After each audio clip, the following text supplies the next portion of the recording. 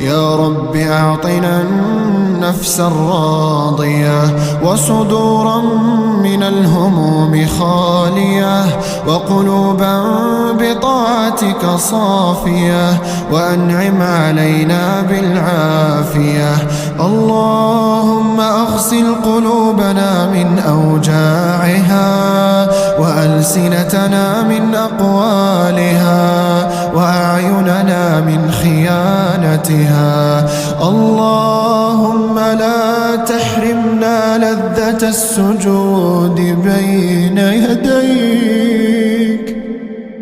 ولا لذة النظر إليك. اللهم إنك الحق ووعدك حق والجنة حق والنار حق. اللهم لا